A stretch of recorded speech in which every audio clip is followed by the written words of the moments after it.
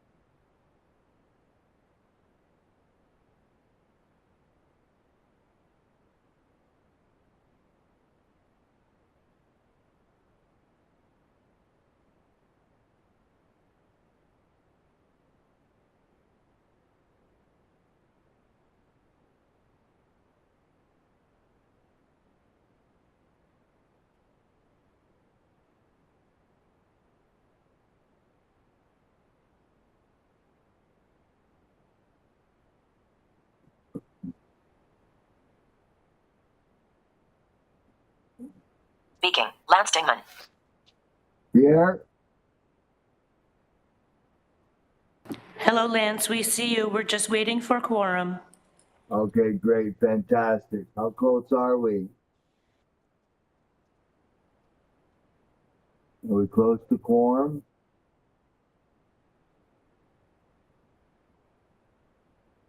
Don't know.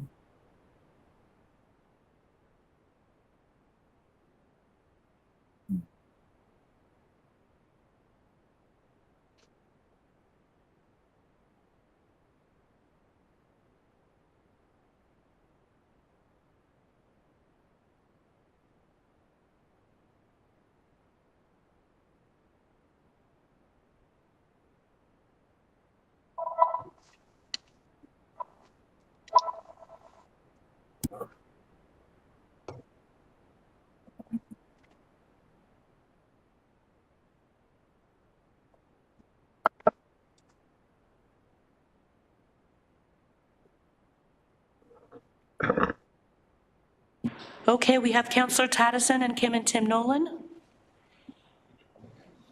which means we have quorum.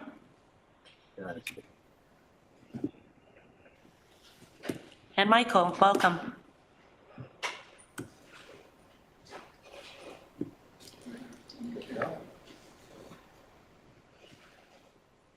I thought I saw Tim and Kim.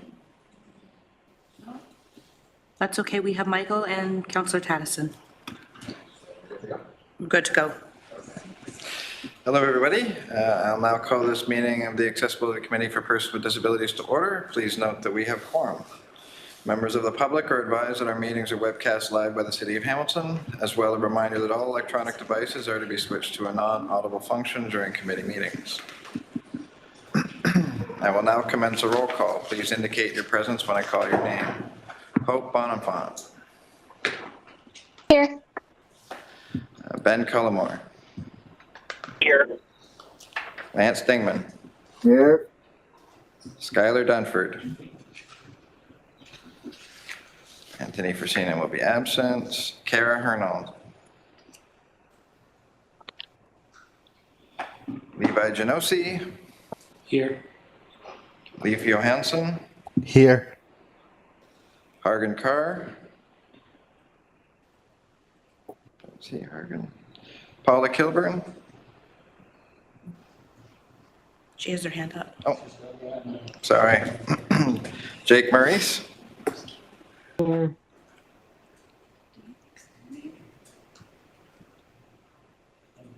No, I see Jake. That's why I was looking. I thought I saw him. Jake. Mark McNeil? There's Kim. No. Tim Murphy? No. Kim Nolan? She's muted, but she's here. Kim Nolan? She's here. Tim Nolan? Okay, we're here. Oh, perfect. Thank you. Okay, Michael? go ahead. Here. Perfect. Robert? No. And Councillor Taddison? Present. Perfect. Thank you very much. Would the staff who are present please introduce themselves with their name and position? Carrie McIntosh, Legislative Coordinator. Tamara Bates, Legislative Coordinator. Rebecca Benke, Project Manager, Community Inclusion and Equity.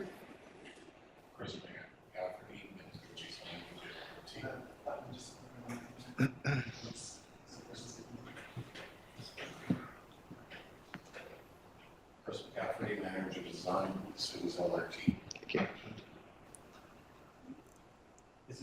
Director, Hamilton.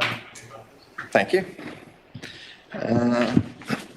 Elsie McIntosh will now read the Hamilton Land Acknowledgement. The city of Hamilton is situated upon the traditional territories of the Erie, Neutral, Huron-Wendat, Haudenosaunee, and Mississaugas. This land is covered by the Dish with One Spoon Wampum Belt Covenant, which was an agreement between the Haudenosaunee and Anishinaabeg to share and care for the resources around the Great Lakes. We further acknowledge that this land is covered by the Between the Lakes Purchase 1792 between the Crown and the Mississaugas of the Credit First Nation. Today, the city of Hamilton is home to many Indigenous people from across Turtle Island, North America, and we recognize that we must do more to learn about the rich history of this land so that we can better understand our roles as residents, neighbors, partners, and caretakers. Thank you, Elsie McIntosh. Madam Clerk, are there any changes to the agenda? Mr. Chair, there were no changes to the agenda. May I please have a mover and a seconder to approve the agenda as presented? Moved by Levi, seconded by Michael. Thank you. Are there any opposed? Well, motion carried. Declarations of interest. Are there any declarations of interest? Seeing none, moving on. Approval of minutes, previous meeting, May 14th, 2024. May I please have a mover and a seconder to approve the minutes? Paula? I need a seconder. Mark? Mark, thank you. Oh, Mark's here. Or is it Councillor Taddison? No, Mark's here. Perfect. Thank you. Is there any opposed? Seeing none, motion's carried. 5.1, communication item from, correspondence, from Michelle Martin, Manager of Accessible Transportation Services, respecting review of accessible transportation services policies with the Accessibility Committee for Persons with Disabilities. May I please have a mover and a seconder to receive the correspondence?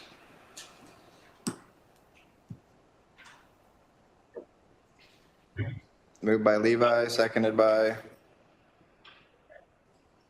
Hope. Thank you. Is there any discussion on this letter?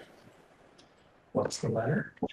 Bates. Can you hear me, James? Yes, go ahead, Paula. Okay, sorry.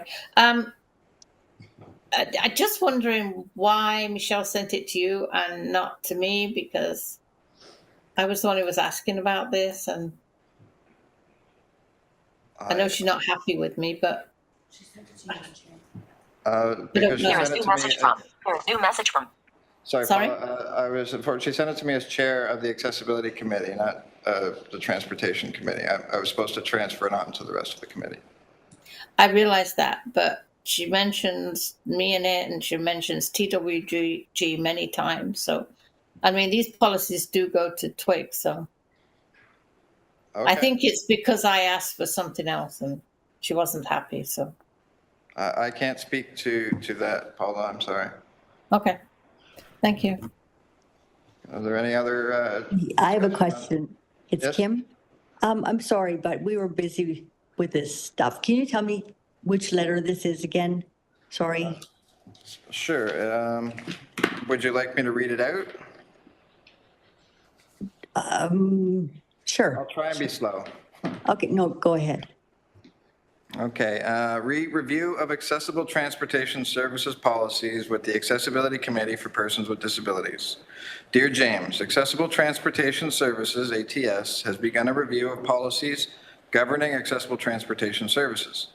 Currently, policies have been established by the city and others by the contractor, and there is opportunity for overlap and lack of clarity and ownership that is developed over time.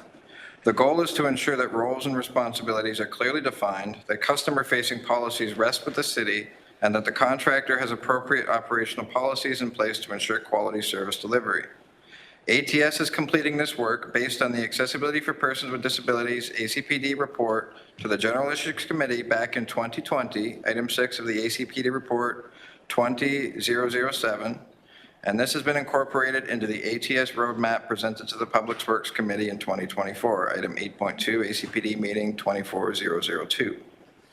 Our intended approach is similar to how we recently reviewed the ATS eligibility policy via the ACPD Transportation Working Group, TWG, and ACPD, item 8.2, ACPD meeting 24003. This review understandably took many months to accomplish and is indicative of the time and effort required by both ATS staff and ACPD members. ATS must also consider time for internal staff reviews to ensure compliance with relevant legislation and city policies. To make the process as efficient as possible, I recommend that ATS staff schedule meetings with the TWG for the exclusive purpose of policy reviews and provide summary notes for ACPD. ATS anticipates bringing policies to the TWG in small batches of approximately 2 or 3 at a time, depending on complexity, on a quarterly basis until complete. Revised or new policies under ATS will become a part of the Public Works Quality Management System and will be queued for review every 3 years. ACPD will be consulted through the routine review process. Please let me know if you have any questions regarding the above approach. I'd be pleased to meet with yourself and/or Paula Kilburn as chair of TWG to discuss further. With thanks, Michelle Martin. Thank you, James. That was perfect cadence by your lips. Thank you. Tim has a comment. Go ahead, Kim. Tim, Oh, sorry, Tim. sorry. Okay, so are you asking if we want to respond or do we need to respond? No, I was just asking if anybody had any discussion on the letter before we move it. We're just receiving it now. Oh, Okay. Well, I'd just like to point out that the TWG, in its current or previous format, has been reviewing city policies with regard to passenger services for the past 20 years. And we've been doing it on a every 5-year basis. Most recently, most of that work was undertaken with the assistance of Owen Quinn from ATS. And these policies have been reviewed a minimum of 3 times, if not 4 or 5, over the past 20 years. But I should like to point out one additional thing. It's interesting that ATS is identifying policies that belong to the city and policies that belong to DARTS, because we have asked DARTS on probably for probably 10 times or more over the years for a copy of their passenger-facing policies. And we've been told consistently by both ATS and DARTS that DARTS has no policies. So now we've got it in writing that ATS cites that DARTS has policies, when in fact we've been told for the last 20 years they didn't have any. So it's an interesting contradiction. But anyway, just information for the rest of the committee. Thank you very much, Tim. Are there any other comments before we move on?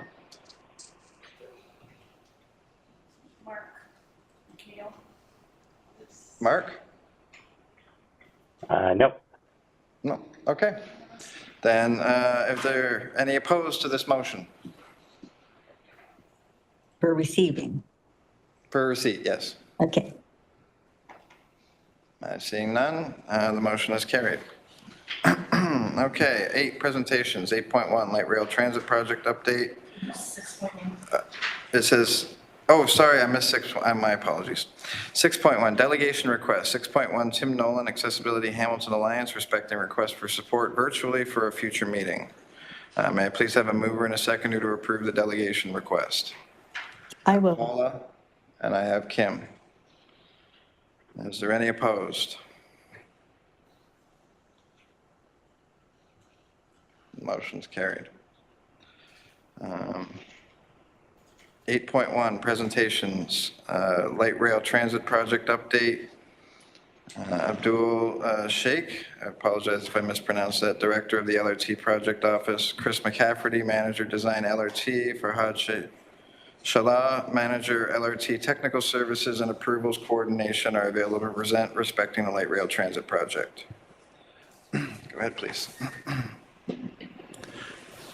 Through the chair, my name is Abdul Sheikh, Director, Hamilton LRT Project Office, and I'm joined by Chris McPatty, our Manager Design LRT. Thanks for the opportunity, and we have a brief presentation to provide you an update on LRT project. So I will ask Chris to walk you through some of the slides we have, and after the presentation, we'll be happy to respond to your questions. Thank you. Thank you. I just point out that we do have some visually impaired people, so if we could try and describe some of the slides if there are details involved in that. Thank you.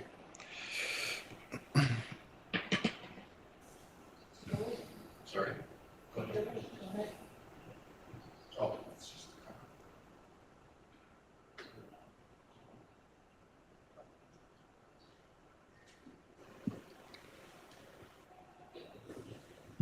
So some key facts about the LRT. It's a 14-kilometer corridor. It's anticipated to have 17 stops. In general, the tracks are running down the center of the road, and spacing between those stops is 600 to 800 meters. Provincially funded, federally funded, each with a contribution of 1.78 billion, and an OMSF, which is the actual operations center, would be located now at Chatham and Freight. Yeah. So, do you want to go through this? I can read that. Maybe I will just go through. So the purpose of this slide is to show you there is a lots of work already being done on LRT project, which started back in 2007. And there were a number of consultations were done during the environmental assessment process in 2011 and 2017. We are currently where you see the green line. So we are currently under the property design and early works, which is 2022 and 2024. We will have to start, Metrolinx is leading the project, so Metrolinx will need to start procurement process, which has not been started yet. The date has yet to be confirmed by the province. And after procurement, there will be a design development phase and construction phase, which the timeline have not been confirmed yet. And the project completion is also not being confirmed by the province yet, right? So currently we are working on a property acquisition. Metrolinx is working currently on property acquisition. Some of the design refinements, what they have completed back in 2017, and some of the early works, which technically relocating some of the water main before the major construction starts. And next slide. So the next slide deals with the project delivery strategy. Current phase that we're in right now is advanced enabling works. The city and some of the third-party utilities are prioritizing things that will make it easier for the alliance partner when they do the construction works. In terms of the city right now, we're relocating water mains so that they're off the corridor and will have the same level of service prior to the major construction. Metrolinx's delivery strategy is two packages. The first package would be everything outside of the rails, which would be roads, sidewalk, intersections, water mains, gas, Electra, Bell, and then the second contract would be devoted to the railway itself. So the guideway, the stops, the OMSF building, there may be overlap between those two packages, but they would be procured separately.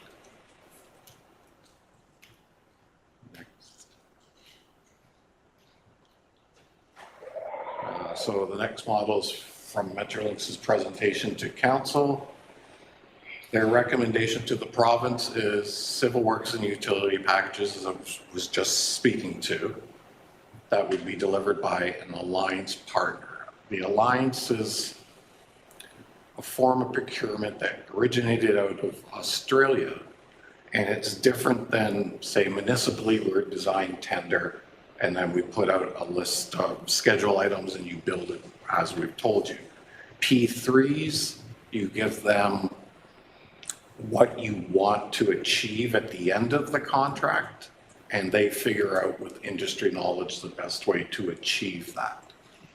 Yeah, the alliance approach is that Metrolinx, key stakeholders, and the alliance partner will develop that design together on a best for project basis.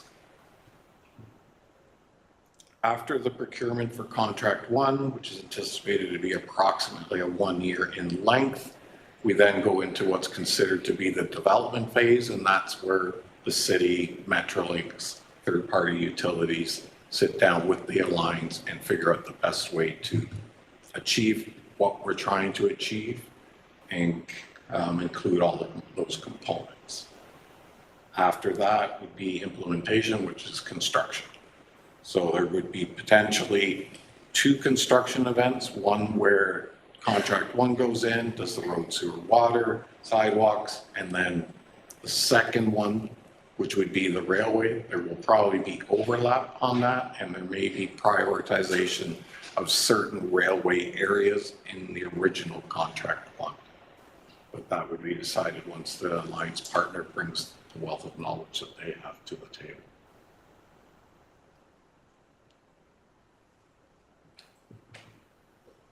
So, to date, ensuring an accessible corridor. Prior to the project being paused, which is the polite word for canceled, city staff had engaged ACPD, which would have been done by Trevor Borzellenberg, Paul Johnson, Chris Jacobson, and we wanted to get an understanding of the accessibility challenges in that corridor. As part of the previous iteration of the project, urban rail was confirmed as a required element of the project. In the newest iteration, members of the ACPD and city staff went up to Waterloo to look at their system in March of 2023.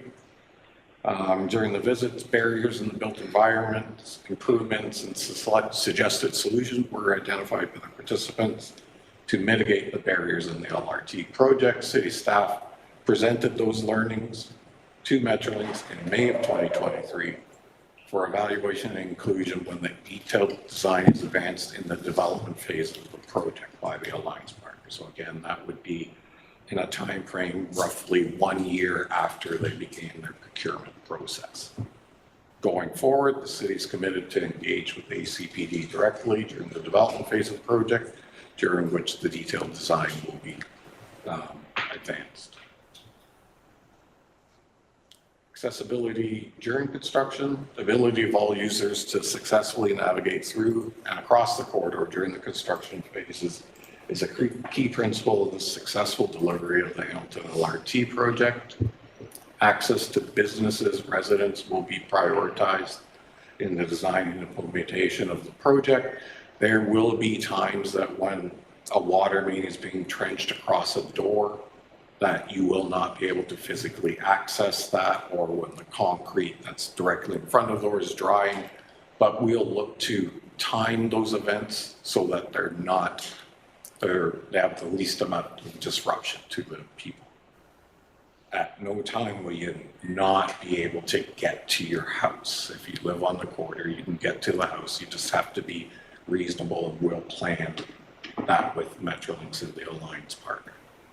Landing pads and access to transit stops, which are active, will be maintained. At some point, HSR will look to detour some of their routes, depending where the construction is in the corridor and where it makes most sense. Wayfinding signage will be provided, and crosswalks will be kept in a state of good repair. As you go through the corridor, there will always be a sidewalk system. It may only be on one side because the utilities are generally going underneath the sidewalks. Water main is out in one of the lanes and the sewer's out in the other. But if you need to cross the road, that will only be done at a protected intersection or a signalized intersection. There won't be any of these sidewalk closed, find your way across the street. You'll be brought to a place where it's logical. In the same way, there'll be times that sidewalks on James Street, the east sidewalk might be out, but the path to go around that would be kept open. So at no time again would there be a barrier placed in crossing that. Unless in an extreme case, if there was a very large and deep excavation, it may for safety make you move a block, but that would be avoided as a general. We provided some of the renderings that Metrolinx has shared with us. This is how they envision the Queen Street stop could look. The amenities and such would be something that would be decided during the line stage, but as you can see on the right, there's an urban rail sidewalk, and then adjacent and across the vehicular lane would be Metrolinx's stop.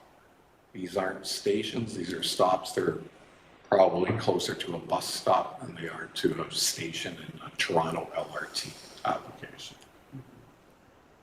The next slide is Wellington Street. So first place is in the background, the parks to the left. So again, you have a urban rail sidewalk, you got single vehicular lane, the guideway, then there's a path from the intersection to get to the stop, and then that crosses the other direction of the LRT vehicle. There's then a lane, and in the case of first place, we're also in keeping the existing lay-by there for the purposes of darts and also for emergency responders. Next.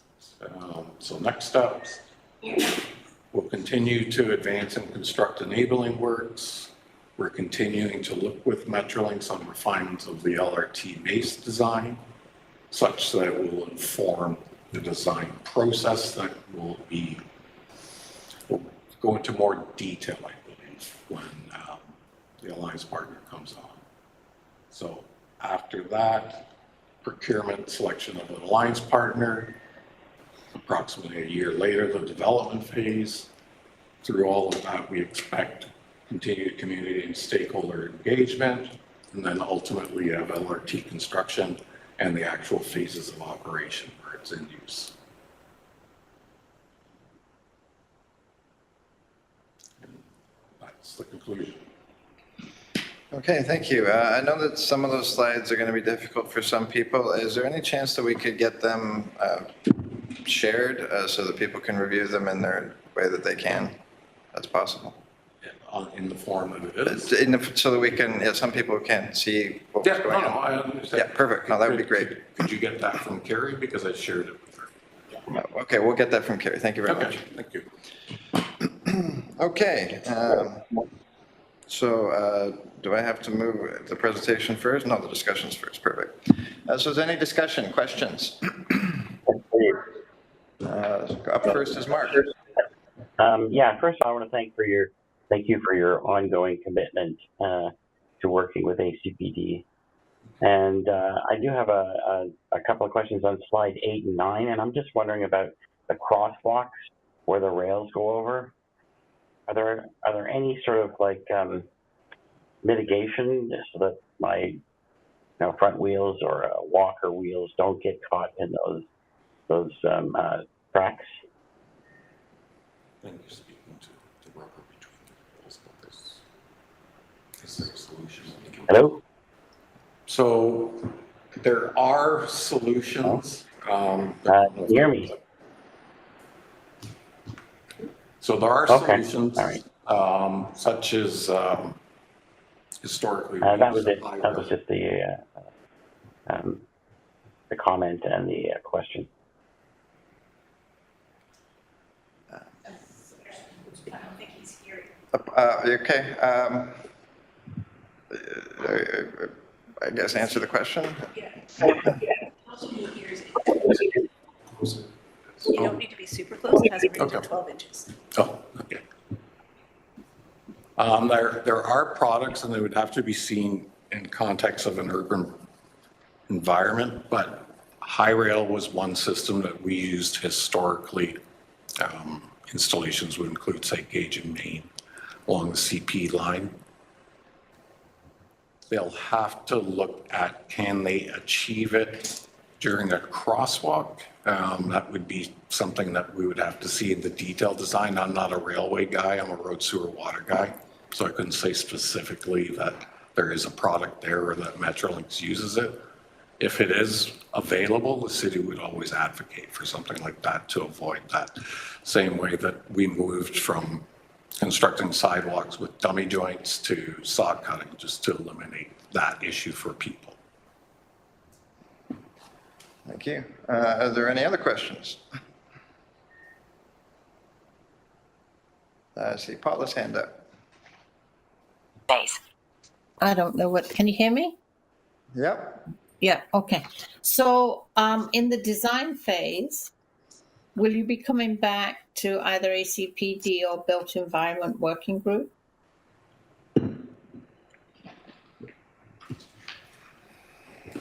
Through the chair, maybe I will There's new respond. message from Bates. Tomorrow. So this is Abdul Sheikh, Director, LRT Project Office. Yes, definitely there will be number of consultation when the design development phase starts, means when Metrolinx completes their procurement, they have alliance partner. Alliance partner will include designer and contractor and other things, right? So they will have to work with the city staff to get the design refined from the base design to 100%. So there will be number of consultation with city staff, and it will be a responsibility of city staff to bring SCPD some of these information as a required basis. That will be done during the design development phase. Excellent, thank you. Anything further? Tim has a question. You're on. Okay, Tim's next. Okay. Yep, thank you. I have a couple of questions. First, did I understand correctly that once the system is in place, that there will be a lane on both sides of the corridor to allow for access to the businesses and residences that are in the middle of a block? So e.g., will darts be able to just pull around onto King Street and drop off or pick up a passenger? Do I understand that correctly? So there are some exceptions. One would be an international village. There would only be a lane south of the tracks because there isn't room to put both in. As a general rule, say between the two highways, so between Highway 403 and the Red Hill, it's generally one lane on either side. Yes. What the parking permissions will be is still something that has to be reviewed, but there would be a physical lane there. Okay, that's good to know. Okay. The second question I have is, will there be, or as part of the design phase process, will there be the establishment of a Metrolinx and city staff sort of committee or working group that will meet on a regular basis to deal with all of the design components? Is that something that will likely happen, or is it just going to be consultant staff when necessary? Hello? Yes, maybe I will respond. As I mentioned earlier, during the design development phase, and if you look at that slide, everybody's sitting together. So, during design development, city staff will be there, Metrolinx staff will be there, their designer, their contractor, they will all sit together. And I can tell you that, alliance model is part of the collaborative model. And the collaborative is, working together with all parties to come up with the goal what we have, right? So during design phase, definitely there will be a city staff involvement. And obviously they are building under the road right of way. We have to approve all the design, right? So Metrolinx, even if Metrolinx is not involving us, they have to send us those drawings for our approval, which we will be looking at during the design development phase. Okay, so can I ask then, if it's feasible, to have one or two members of the ACPD be part of that consultation, be part of that committee that will meet weekly or biweekly or once a month or whatever the regular time is, rather than having you, the staff, come to ACPD when you think it's necessary. It might actually be more effective and more efficient to have a voice at the table there at every single meeting along the way. Because we can't possibly anticipate when we should be consulted and when we shouldn't. And I don't know if you will always be able to anticipate that ACPD should be consulted on this, but not that. And that might not actually be correct. So if it's possible, I would strongly, very strongly encourage the appointment of one or two ACPD members to that group that will ultimately be involved in the design. Again, we will be discussing this Metrolinx. Metrolinx is leading the project. They will have to decide ultimately who should be at the big table. So it doesn't mean that, SCPD is not at the big table, but when city staff gets something, we can have another process where we can bring that information to SCPD as required basis, right? But obviously, which parties are at the big table where Metrolinx, their designer, contacted, that's what we need to discuss with Metrolinx, and Metrolinx will be an ultimate decision maker to decide who the parties should be at the table. But we can convey that message to Metrolinx. Okay, that would be great, because I can tell you as somebody who is involved in both the creation of the Urban Braille Pathways design guidelines back in the early 1990s and the barrier-free design guidelines back in the early 2000s. The only reason those things worked is because there were people with disabilities at the table from the get-go, at the big table. And if you don't involve people with disabilities at the big table from the get-go, you're bound to run into problems. So it's better to have us there at every step along the way, every point along the way, than to try and figure out when to consult and when not. So it's a really important piece that needs to be conveyed to the city and to Metrolinx. Thank you, Tim. I'm sure that will be done. Just before I go back to Mark, Lance, were you trying to ask a question? No, I don't think so. Okay. Mark, go ahead. Yeah, I just wanted to coattail on what Tim was saying, is that I think consultation at a timely manner is going to help save money. There's nothing we hate more than having to suggest that something be fixed at a later date because it wasn't considered. So just having a voice at the table, I think, can help with the process and not necessarily hinder it at all. That's all I wanted to say. Okay, thank you. Is there any other comments or questions? Seeing none. Paula, can you take the chair for a minute? Space. I take the chair, James. Perfect, thank you. I just got a couple of issues and a couple of questions. One problem I've been noticing with the Metrolinx properties that have been purchased, they all have fencing on it. They got the Metrolinx fencing with the banners, and they are to the property line, to the edge. But oftentimes, I've run across issues where the property line fence doesn't allow for enough space on the sidewalk to pass between poles and whatnot. I can flag a couple of areas for you to understand what I'm talking about. It's just a concern. I mean, just they can kick out a foot or so just to allow for proper space in between. Yeah, we have had Metrolinx suggest. Okay. Perfect. You were also talking about the water main stuff. I appreciate the construction section on your slide about managing some of those issues because it's going to be a long project. But you mentioned things like pipes on sidewalks. Now, I've seen some projects in Hamilton where they've got the water main redirection pipes, and they've used these sort of black ramps to go over them. And then I've seen them actually fill asphalt on top to provide a more stable, smoother ramp I just wanted to ask, is that sort of the plan again for this sort of project? When you put water main redirection, do you provide? Generally, you try not to use a bypass water. Generally, you try to avoid having to place bypass water main on the surface. If you can construct the water main in a corridor that doesn't impact the existing operation, that's always our preference. One, it's cheaper, and two, there's less disruption to people's use of the corridor. Okay. Perfect. Detours. Now, you were saying the HSR detours will be going around some construction areas. Oftentimes, the detours don't actually involve stops in between. So if it's going 4 or 5 blocks, there's no stop redirection. It's just everybody in the middle has to deal with it. And 4 or 5 blocks extras. I just wanted to flag that as a point of concern for that as well.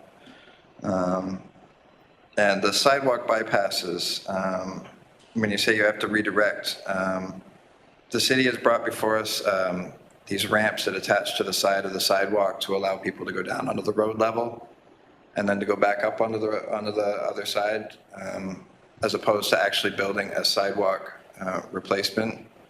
Are you speaking to around patios and such? Or? Well, no, it was actually, it was brought to us at Built regarding construction, about having to put in a bypasser on a construction zone where you didn't have the time or the money to put in a redirection of the sidewalk. It would be cheaper to actually have the ramp drop people down to the road level and use the road to bypass. I was just curious about that. I worked in engineering services for. I apologize. I will have to send you this offline. Yeah, if you don't mind. Yes, absolutely. Okay, thank you. And that's the end of my questions or issues at the moment. So I will take the chair back, please, Paula. You may have the chair, sir. Thank you. And, oh, I see Lance is waving now. So Lance, I believe, has a question or comment. No, Sean.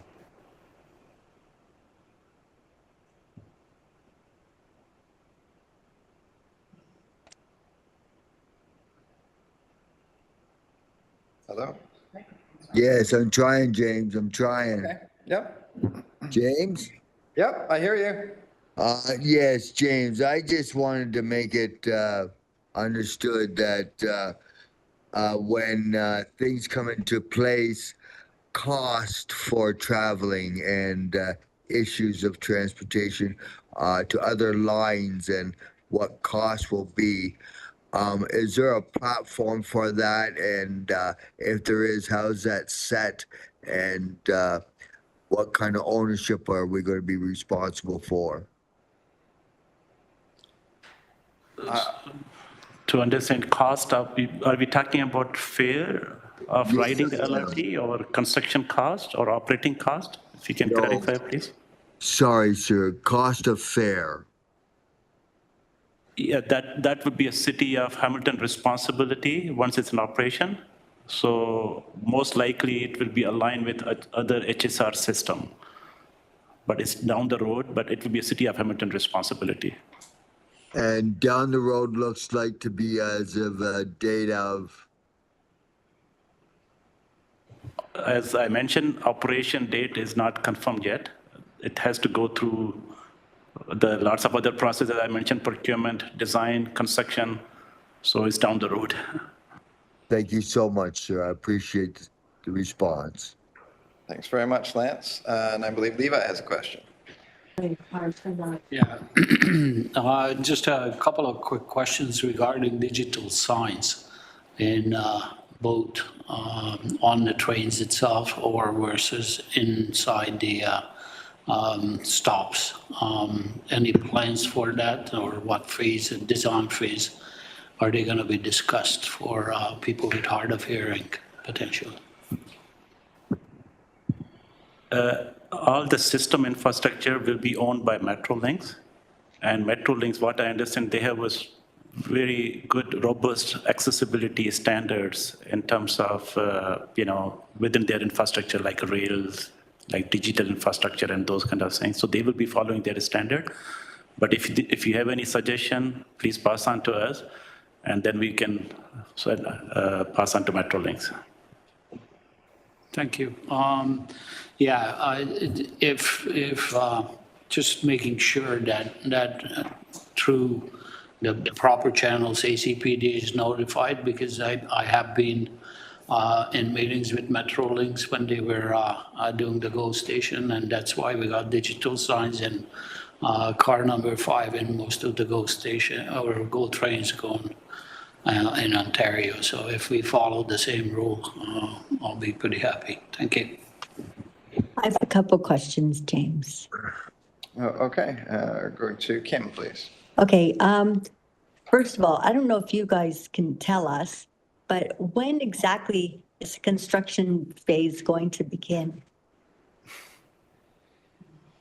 Unfortunately, we don't have that information yet. Okay. The procurement yet to start, so province has not started the procurement yet. Okay, and I guess you won't know when it's going to end then, of course. And also, I don't know if you can answer this either. How, I know we're going to find out through our emails, but when construction phases are happening in certain neighborhoods, how are the public going to be informed? Metrolinx have a whole communication group dedicated on LRT project. Okay, And they have a strong communication protocol, which will be used for LRT project, right? okay, so they'll let us know. Oh, yes, definitely, there will be. And yeah, so they have a strong communication protocols regarding these big projects. Okay, that's all. Thank you. Are there any other questions and comments? No? Then I think we're going to wrap this presentation up.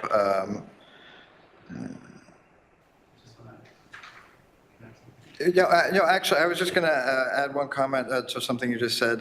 You mentioned Metrolinx having a robust program. We're just a little concerned about Metrolinx because for things like Presto and whatnot, we're not having as much luck on getting through accessibility issues. So that's, I think, why we're a little bit concerned, if that's why you're asking some questions. So we can always lessons learned from other projects. And that's the whole reason I just want to mention here that Metrolinx has number of LRT projects under construction. And I would say Finch is really a good example where your members would like to see, because I know like, like your team has already reviewed the Waterloo region, which was done by a different party, right? Finch project is done by Metrolinx, and I would encourage, some of the members, they can visit and see if there are any accessibility challenges or something, you can point it out in advance, and we can convey those messages to Metrolinx, right? So regarding design part, you can always review, what is being done on Ontario LRT, what they call Hazel-McCallion, and as well as Finch, which is already pretty complete. You can see the stops, crosswalks, and all those kind of things. If your members could visit those areas, and then they can mention that, what is working, what is not working, and then if you can convey us, and then we can pass on those messages to Metrolink. And in terms of communication, again, like we can always touch base with City of Toronto or City of Mississauga, what is working, what is not working, and we can definitely improve upon, right? Perhaps sometime in the next year, we can arrange to have a group tour of one of the stations to see what the difference is between what Kitchener-Waterloo has. And that'd be excellent. Thank you. I want to thank you for your presentation. I'd like to have a mover and a seconder to receive the presentation.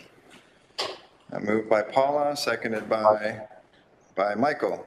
Excellent. Are there any opposed to receiving the presentation? Seeing none, the motion is carried. I want to thank you again for your presentation, and I'll send you some stuff that I've got outlined. Thank you. Thanks very much. Okay, we're on to consent items. In the interest of time, we're going to hear all the consent items, 9.1, 9.6, and receive them together at the end. I'll have to relinquish the chair for 9.1. Yes, sir, I have the chair. Thank you. Built Environment Working Group update. Unfortunately, I've been having trouble with last month's meeting notes because something happened with the recording, and I'm working on the team's transcript, which was difficult. Anyways, I'll have last month's built environment meeting notes as soon as I can. The last couple of months, we've been discussing issues with Jessica Bowen regarding sidewalk curb cuts, urban braille, issues we have in municipal facilities, capital projects. And we had another good discussion with her this month. Levi also brought up some issues with hearing coils, and wants to work on a project with that. So that's what we worked on at Built Environment. Are there any questions?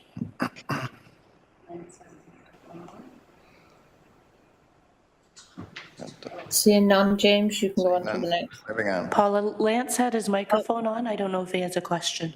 No, I'm good, thanks. My mic doesn't want to come off, so I don't know why, but Okay, Lance, thank you.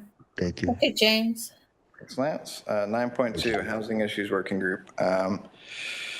Housing issues, we basically just reviewed some stuff from the past so that some of the new members know what's going on at housing. We also discussed the heat kits and how they'd be distributed through government relations and engagement from the city manager's office. So most of our supply is here at City Hall, so if people have issues with the heat and they don't have air conditioning, there are some kits here that they can procure. We also next week, we have Amanda Warren Ritchie from City Housing who's going to come and discuss the City Housing Board's response to the report that we sent them and the recommendations, and explain some of the recommendations they've decided to go with and which ones that they haven't. So we're looking forward to that as well. James? Yes. Yes, is Lance speaking? Can I just make it noted that this heat recommendations are very, very crucial for people with mental health issues. They're so crucial that heat can bother you so bad that you can be very tempted inside There's to new message from Bates. Tomorrow. Sorry, Lance, go on. to accept suicide as a way out. I know that for a living experience. Not that I had tried, but I had thought about it many times, being a victim of sun irritation for many, many years. And it's not easy to handle. And I'm flashing like crazy right now to remember all that tormentation I went through. But I had to go through it, and it's over with now. Long story short, please take care of my friends, and let's go on. Let's go forward. Thank you, Lance. The Housing Working Group is working with the Extreme Heat Working Group on constantly updating the heat plan. We did get some of the stuff that we wanted done this year, but didn't get everything that we wanted done. RCFs, for your information, Lance, I guess I should point out, is having their air conditioning surveyed this year as part of their review process with, I believe it's public health. Don't quote me on that, though. To assess not only if they have air conditioning, but the percentage of air conditioning and whether they have air conditioning in the sleeping areas. And so hopefully we'll have more information on that, and then we can make recommendations from there. That's great. Okay. Thank you. Next is, what's next? I've lost my place. Housing, and then we have the housing notes, right? The outreach working group update, Paula? Yeah. Okay, sorry, I lost my place. I'm sorry. Yeah, No. outreach. James? Yes, outreach again. I have some updates. Outreach just went to the seniors kickoff yesterday. It was a very good event. We gave out many candies and some pamphlets, and we demonstrated the heat kit, which went very well. People were very interested in it, and managed to come back with all the items in the heat kit, even though people kept trying to take it.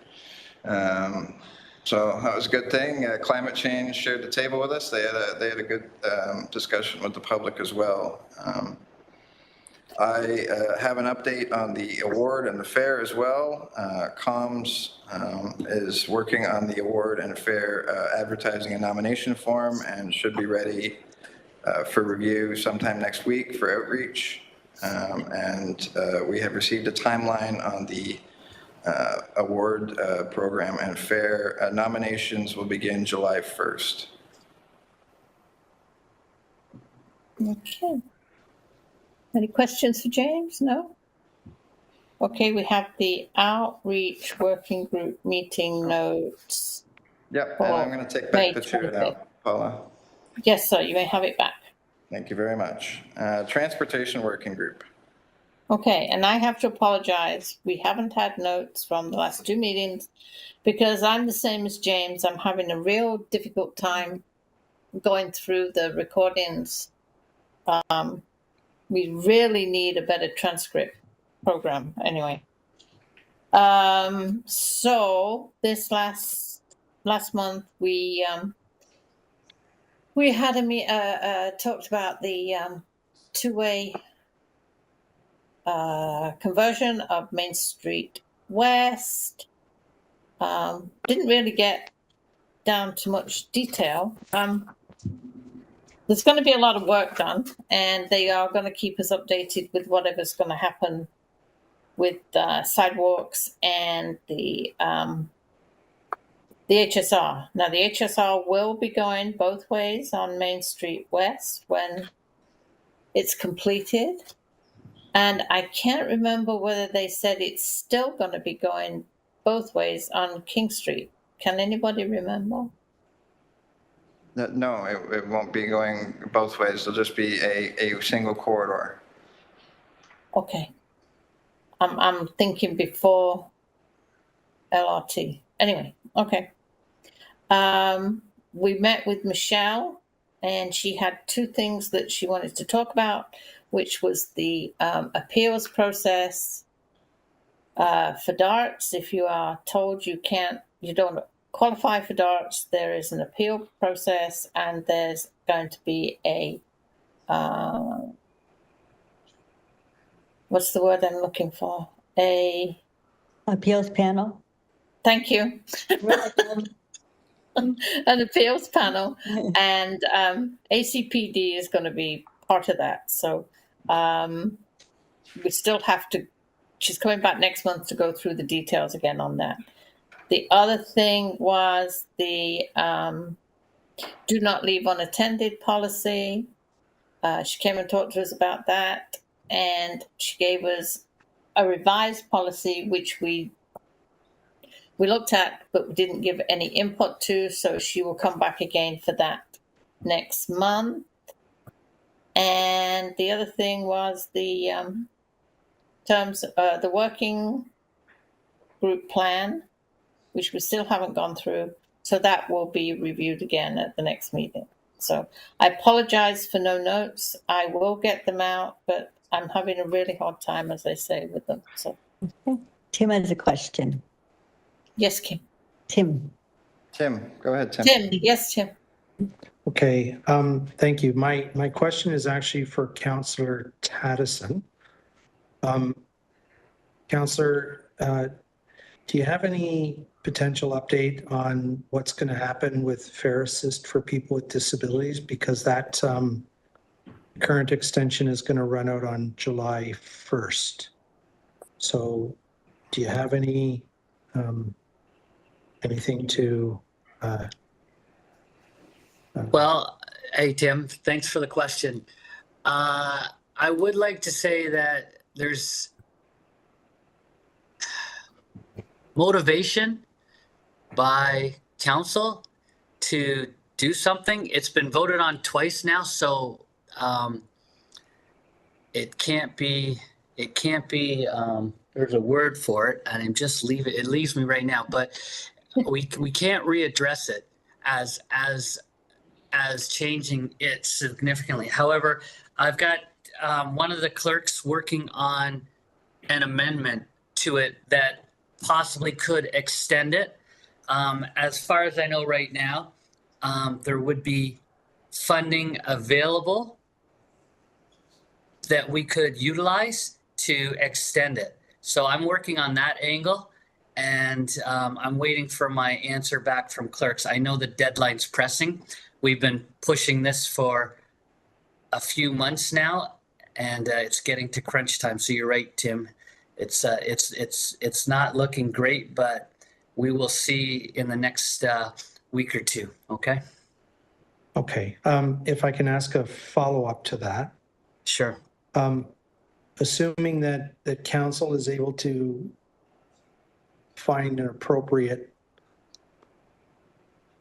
amendment, something that will satisfy the rules of order.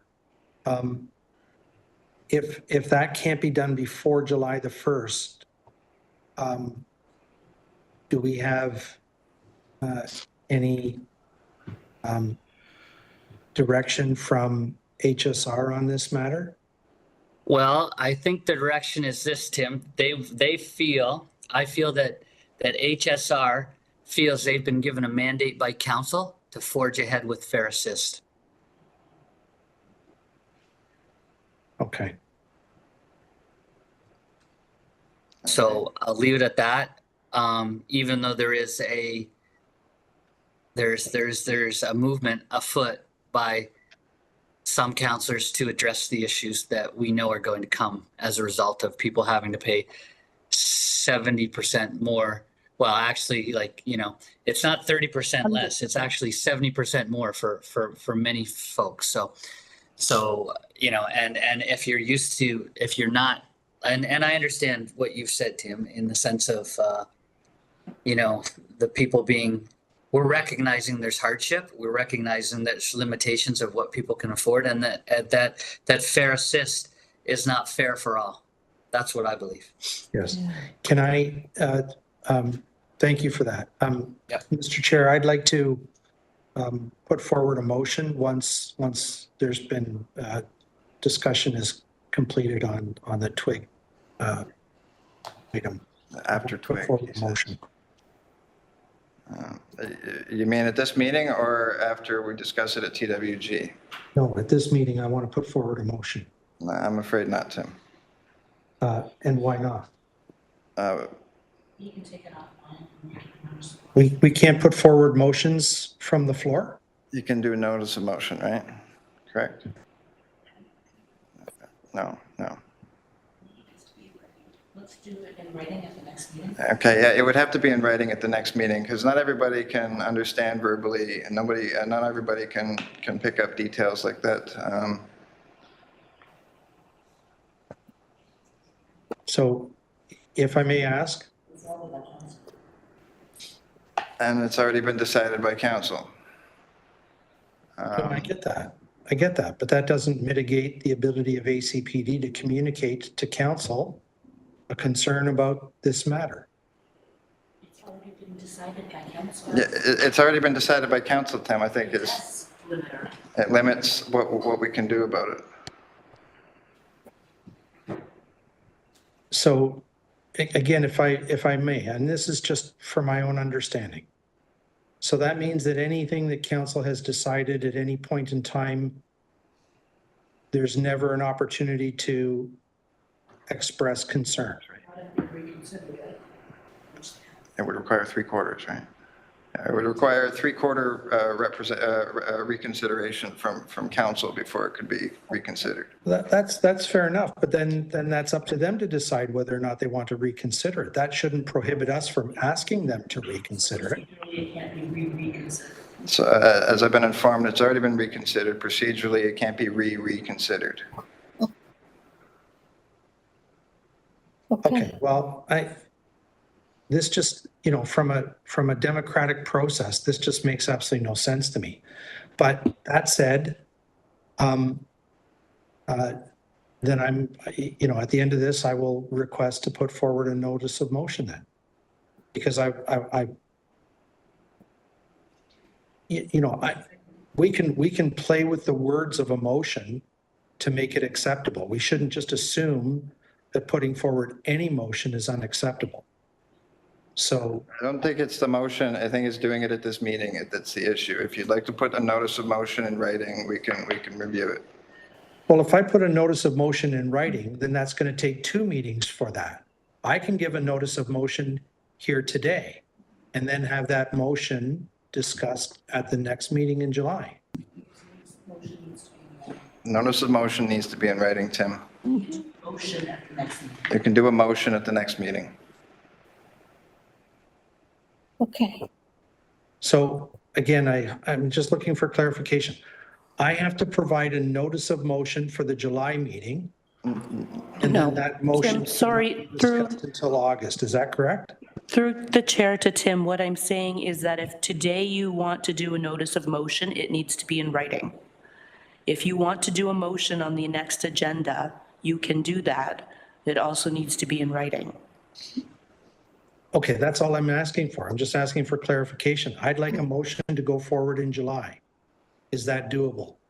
James just told you that it was. Okay, thank you. Okay. Okay. Can I just ask Councillor Tennyson one question then? I'm ready. Okay. The front door loading on the HSR when this changes on July 1st, has there been any discussion on that? James, would you like to handle that question? Well, I am delegating to Public Works, I believe, on the 17th regarding front door loading and Presto and accessibility in the positions that they're in. I myself have not heard any movement from HSR on changing the front door policy or upgrading their buses with scanners at the back or giving their drivers portable scanners. And so we're going to be delegating to council regarding our concerns on that issue on the 17th, which is next Monday. Next Monday, yes. Yeah, I know that. I'm just wondering whether council had No, any Paula. discussion on it. No. No. Thank you, sir. I would That's also like to, all I at this needed. time, ask anybody else that wants to delegate on front door entry and inaccessible Presto use is more than welcome to put in a delegation request at the time of the agenda being published. What time is that meeting, Jen? Or 1:30. Can't. Can I do a And that's written? next. Can you do a written delegation Absolutely. Correspondence? under correspondence? Okay, I'll do that then. Okay, thank you. James? Lance? Okay, go ahead, Lance, and then Mark. Yes, James, I would like to try to do a delegation, a written delegation. Do I have to do a written delegation first? You can do a delegation or you can write a letter or a written delegation, I guess it would be called. It's your choice. You can just communicate the council in whatever way is more comfortable for you. Okay, so if somebody could help me with this process, I would appreciate it. This would be my first time doing this activity. Okay, I can help you with that, Lance, offline. Thank you. And I believe Mark. Yeah, is that Monday? So we have to apply for the to delegate to council Yes. online. Yeah. Okay. Okay. Deadline is Friday. Right. Okay, are there any other questions or comments on this issue? Seeing none. Strategic planning does not I have an will update. take the chair. Yeah, you can take the chair. I don't have really an update yet because I don't have the meeting notes for people to review yet. I We know. met on Friday for the very first time. It was just the other day, and discussed a number of issues, including websites, elections, IDEA, and a couple of other things. But I will have more robust meeting notes for you next month. Chair is yours, Jane. Thank you very much. 9.6, Accessible Open Spaces and Parklands Working Group Update. There's a verbal update from the working group. Yep, okay. Okay, so like Paula and James, trying to find the time to do notes is difficult. Additionally, it's very, very difficult to try to do notes during a meeting when you're chairing a meeting and you're trying to pay attention to discussion. So having to take our own notes is not working out well, at least not for me in outdoor spaces. That said, two quick updates. First, we had Christina Geisler from Outdoor Dining come and speak with the group about what's happening at the city. There's a large number of outdoor dining facilities this year. I think it was up in the 80. 132. Oh, Kim says 132. See, so there you go. And apparently most of those are returning from last summer with some new additions this year.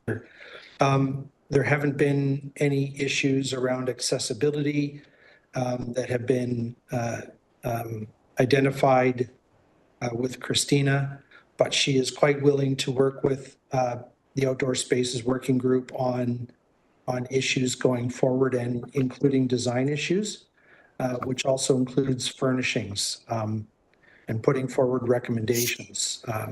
The city can't direct apparently what type of furniture restaurants have to ensure that the furniture is accessible.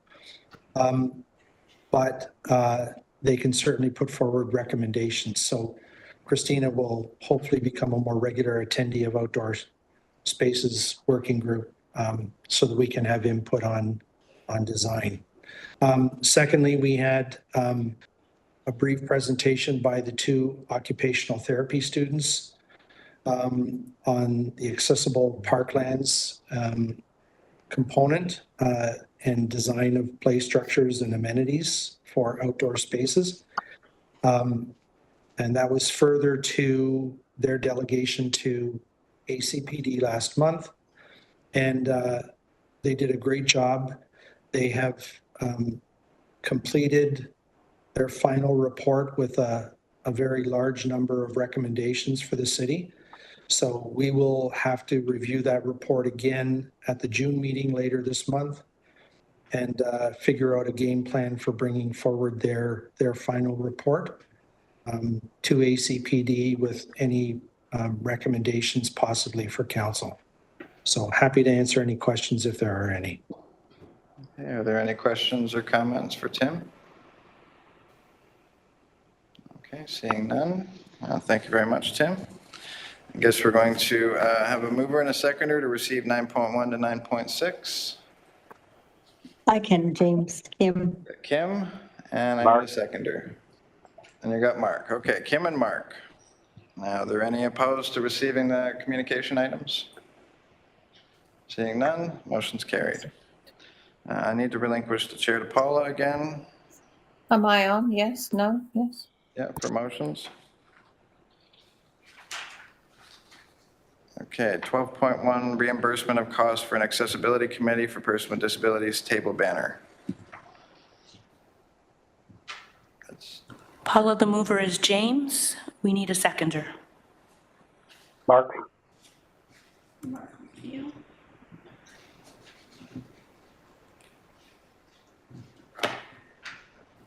Mark has a question, Paula. No, I just wanted to. Oh, Mark is seconding it. Tim has a question.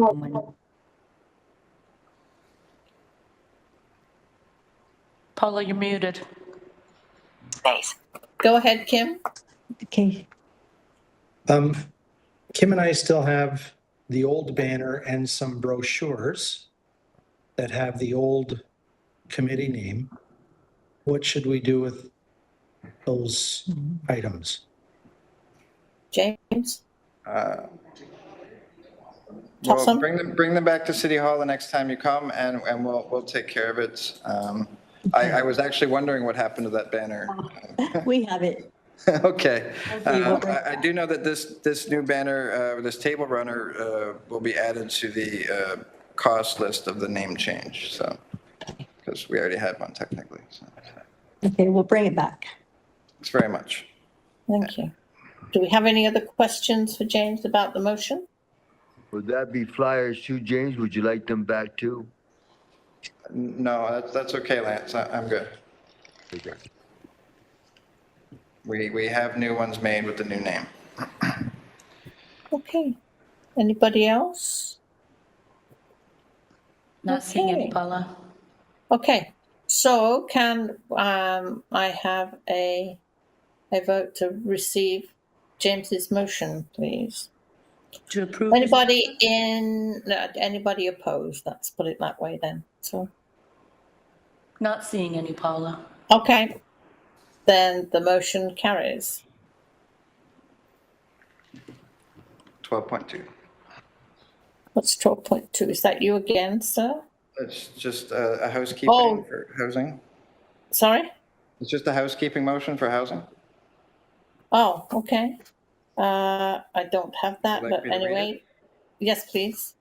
That the Housing Issues Working Group of the Accessibility Committee for Persons with Disabilities be renamed the Housing Working Group, just removing issues from the name to simplify things. Oh, okay. And who is, that's your motion, right, James? Moved by me. Do you have a seconder? Sure. Mark. Mark seconds it. Okay. Any discussion about changing the name? Not seeing any, Paula. See. Okay. So, anybody opposed? Seeing none? Motion carried. 12.3, I'm assuming you don't have this one too, so I'll read this out too, okay? I'm sorry, no, I don't. Okay, this is also another housekeeper, that the Accessible Open Spaces and Parklands Working Group of the Accessibility Committee for Persons with Disabilities be named the Open Spaces and Parklands Working Group. We've been using OSPWIG, but the official name has accessible. Everything we do is accessible, so it's kind of a redundant word. Oh, okay. Okay, and whose motion is this? Yours or Tim's? Mine. Yours? Yep. Can I have a seconder then for the motion, please? Levi. Perfect, thank you. Levi, thank you, Levi. Any discussion on the motion? Seeing none? Okay, and I will take back the chair then. Okay, I didn't ask if there was anybody opposed, but that's Oh, I okay. thought you just did. I apologize if you did. Anybody opposed? Seeing none? Motion carried. Perfect, thank you very much, Paula. You're very welcome, James. I wish I'd have had all those with me, but I didn't. Sorry. That's okay. 14, general information. Is there any general information or other business anybody would like to discuss? Going once, twice, and no. Then we're on to 16, adjournment. It's a bit of an early meeting, so may I please have a mover and seconder to adjourn? Mark. Mark. Seconded by Levi. Oh, no, sorry, Hope. I'll take Hope because Hope hasn't stuck her hand up yet. Okay. So Mark and Hope. Is there any opposed to adjourning the meeting today? Seeing none, the motion is carried. Did we miss Tim with his delegation? No, that was a notice of delegation. Oh, do we not have to do anything with that? No, we've received it already. You approved the delegation, Paula? Okay, sorry. So I want to thank everybody for coming. It was a good meeting. And I look forward to speaking to you all again next month. Thank you. Space. Bye. Thank you. Bye-bye. We're going out for dinner now. There we go. Have a good evening, everyone. Bye. Bye. Leave button. Space. Space.